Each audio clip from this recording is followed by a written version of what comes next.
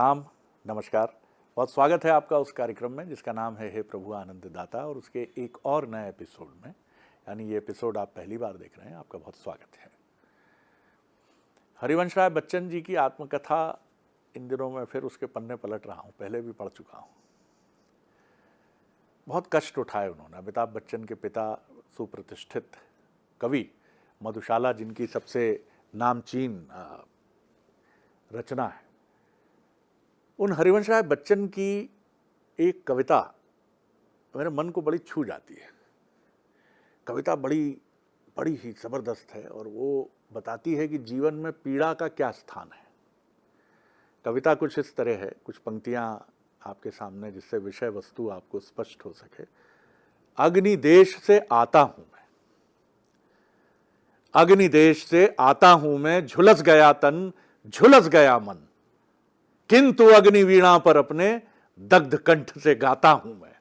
अग्नि देश से आता हूं मैं, यानी मैं निवासी ही उस देश का हूं जो अग्नि का देश है, जहां लौ धधक रही है।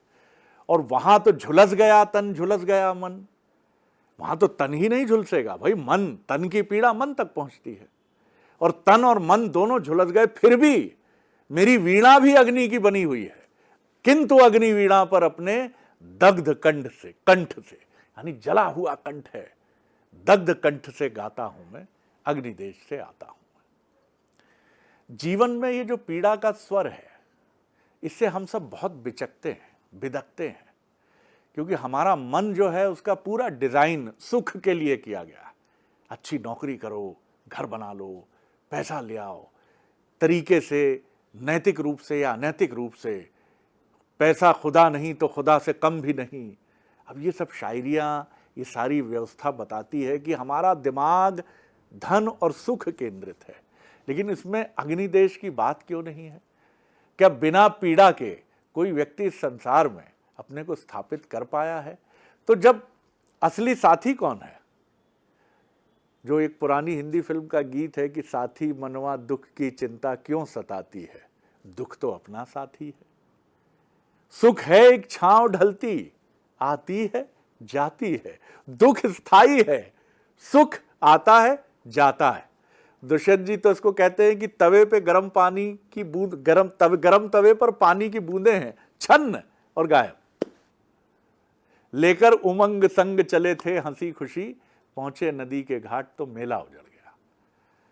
तो आज जरा समझेंगे, क्योंकि इसी हमारे हे प्रभु आनंद दाता के इस अद्भुत कार्यक्रम में हमने डॉक्टर साहब के मुख से ही सुना है कि जब महाभारत के युद्ध के समापन के बाद भगवान कृष्ण कुंती से पूछते हैं कि बुआ, सबने मांगा कुछ ना कुछ मुझसे, तुम क्या मांगती हो बुआ? बड़े स्नेहिल दृष्टि से माधव, कल्पना करिए, चमकती हुई उनकी आंखें, मुस्कुराहट, शरारत।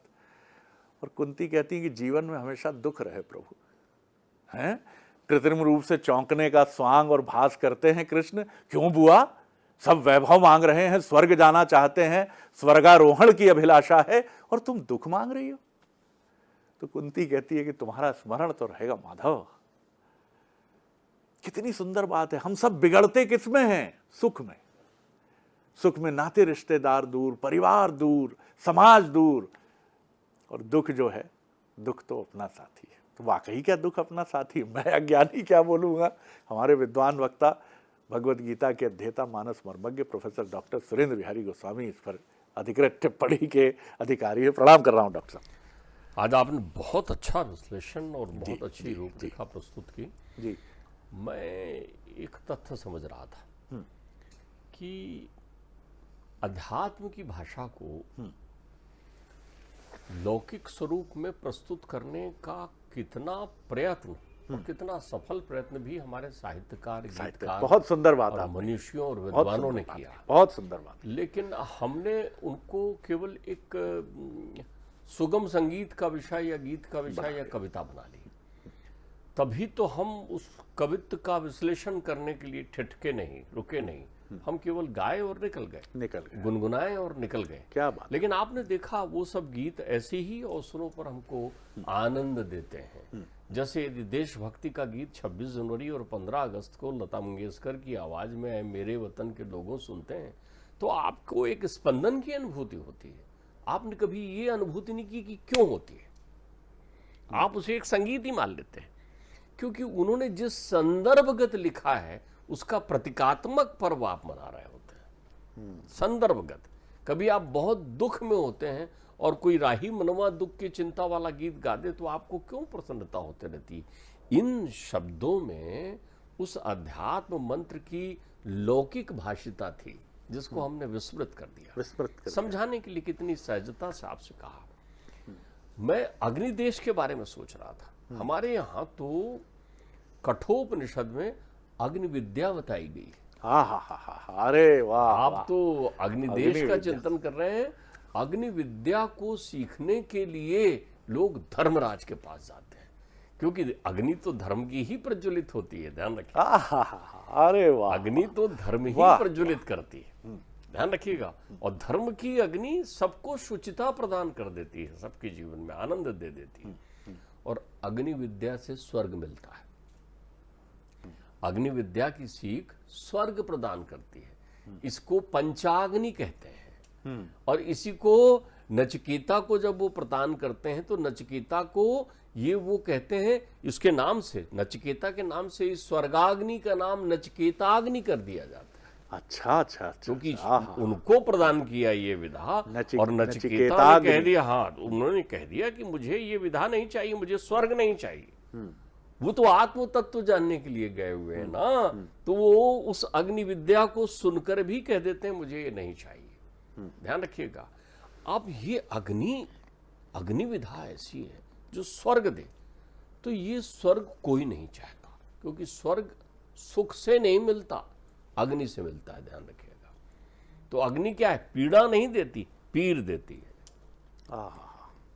पीड़ा नहीं देती, पीर देती है। वो पीर जो मीरा के पास थी, वो पीर जो सुदामा के पास थी, जो सुशीला के पास थी, जो अहिल्या के पास थी, वो पीर जो तुकाराम ने झेली है, संत ने, एक नाथ ने झेली है, कबीर ने झेली है। ये वो पीर है, एक अंदर की हूक है। ये वो अग्नि है। ये ऐसा जला नहीं तो वो अग्नि देश से कैसे आएंगे? अग्नि देश यानी स्वर्ग से आया हूं। और अग्निकंठ से कोई गीत गा रहा है तो वो गीत कैसा होगा? उसमें पीर है। आर्त भाव इसी को कहते हैं। आरती निकलती है अग्निकंठ से। जब आप आर्त हो जाते हैं तो आरती गाते हैं। आप रोज कहते हैं आरती गाई, आरती गाई। आर्त भाव है वो। डॉक्टर साहब क्या बात है। आर्द्रता से भरा हुआ कंठ जो है अग्निकंठ कहलाता है। आप जय जगदीश हरे गा रहे हैं और अश्रुपात पीड़ा इतनी कि मिल जाए। आर्द्रता से भरा, आर्द्रता, ध्यान रखिएगा। और आर्द्रता और आर्त भाव सुमिरन की अवस्था है, स्मरण की नहीं। स्मरण में सुख है, सुमिरन में दुख है।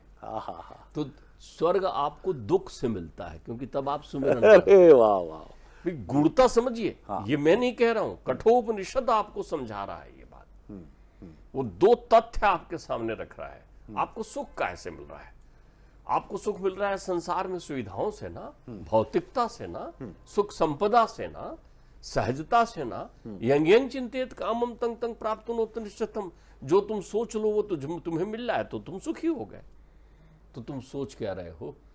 तुम अग्निदेश से आए हो ये विस्मृत कर गए हो। स्मरण नहीं है तुम्हें। तुम याद कुछ और लेकर चल रहे हो। कल्पनाएं यादें बनती है, ध्यान रखिएगा। और कल्पनाओं में तुमने मोह को संवारा तो वो सुख बन गया, सुख बन गया। यहां तो हृदय ये ना पराजिता। जो अपराजित होता है ना वो अग्निदेश का व्यक्ति होता है। ध्यान रखिएगा। क्या बात। हृदय ये ना पराजिता, पराजित नहीं होता। अभिमन्यु पराजित नहीं हुआ, नहीं, कतई नहीं। जो अमर हो जाता है वो अग्निदेश से आता है। जो मर जाता है वो अग्निदेश से नहीं आता। मरने के बाद तो फिर को जाने को जई है जमपुर, फिर वो स्वर्ग नरक इत्यादि के सुख को भोगता है। लेकिन अग्निदेश का व्यक्तित्व जो है अमृतत्व है, अमृतत्व है। अग्निदेश का व्यक्ति ही तमसो मां ज्योतिर्गमय को जानता है। तमस यानी अविद्या, अविद्या यानी सुख। वैसे ही सुख, जैसे खुजली करने से किसी व्यक्ति को सुख मिलता है, खुजाते रहता है, मीठी मीठी खुजली, लेकिन क्या वो सुख है? नहीं है ना। वैसे ही सुख जो एक शराबी को शराब में मिलता है, तो क्या वो सुख है या उसको छरित कर रहा है? नशेड़ी को नशे में मिलता है, कामी को काम में मिलता है। ध्यान रखिएगा, कितनी सुंदर व्याख्या की गई। अद्भुत है। आप इस तथ्य को समझिए कि अग्निदेश का कौन व्यक्ति हो सकता है। आप तर्क देखिए, कितनी सुंदर बात कहते हैं। हमारे संत कहते हैं, वो कहते हैं भ्रामरम इच्छामि। भ्रमर की इच्छा क्या होती? मधुप्रिया, वो मधुपान करना चाहता है भ्रमर। और मलम इच्छामि, माक्षिका, और जो मक्खी है उस किसकी इच्छा होती है उसके अंतर में? वो तो मल में बैठना पसंद करती है ना, वो मधु में बैठना चाहता है। अब देखिए, अग्नि की प्रकृति देगी, और कहते हैं सज्जनम इच्छामि सद्गुणा। सज्जन को सद्गुण चाहिए, उसकी इच्छा है। लेकिन दोषम इच्छामि पामरा, जो नीच है, पामर है, गिरा हुआ व्यक्ति है, उसको विषयों में सुख मिलता है। क्या बात है। उसको विषयों में सुख मिलता है। तो विषय शीतल हो सकता है, बर्फीला हो सकता है, सुखद हवाएं दे सकता है। नचिकेता देखते हैं, उनको दिखाते हैं, देखो कितनी ठंडी हवा, कितना सुख है।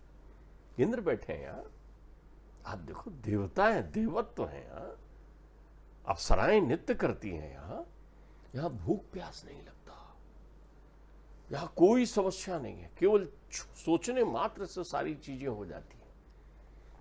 ये भीष्म पितामह को भी नहीं चाहिए, ये कुंती को भी नहीं चाहिए, ये अर्जुन को भी नहीं चाहिए। उसके संशय के समाधान में अग्नि कुंड प्रकट किया है, तेजस्वी सूर्य गीता के रूप में। अग्नि है गीता, गीता अग्नि है। ध्यान रखिएगा, अग्नि जलाती है, नाश करने के लिए नहीं, कंचन काया निखारने के लिए। क्या बात है डॉक्टर। आपके मन के विषयों और विषय रूपी मैल को जला देती है, वो उससे निर्मल होकर निकलते हैं। कसौटी है वो अग्नि। तो उनको दिखाते हैं, ये सब है बेटा, यहाँ सारा है। तुमको घर पर तुम्हारा जीवन अनंत रहेगा, अमरता की अनुभूति होगी, अमृत भी पीने मिल जाएगा। अच्छा, ये सब मिलेगा? सब मिलेगा बेटा तुम्हें। यही तो पंचाग्नि है। इसका पान करो, इसको लो, इसको जीवन में प्राप्त करो। ये वो मार्ग है। इसके लिए बड़े बड़े साधक तपस्या करते हैं, ध्यान लगाते हैं, साधना करते हैं। तो वो कहते हैं उनको फिर यही दिखता रहता होगा, यही चाहिए, यही चाहिए, यही चाहिए ना। दत्तात्रेय जानते हैं, सावधान कर रहे हैं, आशा ही परम दुखम। आशा को वो दुख कह रहे हैं। अरे दुख है रे पगले, दुख।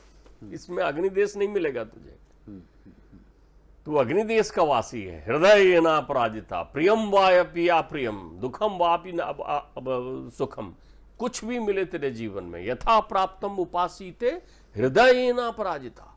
शीश में रखकर चल तो चल, राही है चलता चल, लेकिन क्या कर? आरती गा, आर्त भाव में, उसी जले कंठ से, उसी तप्त कंठ से जहां अश्रुओं का सैलाब होगा।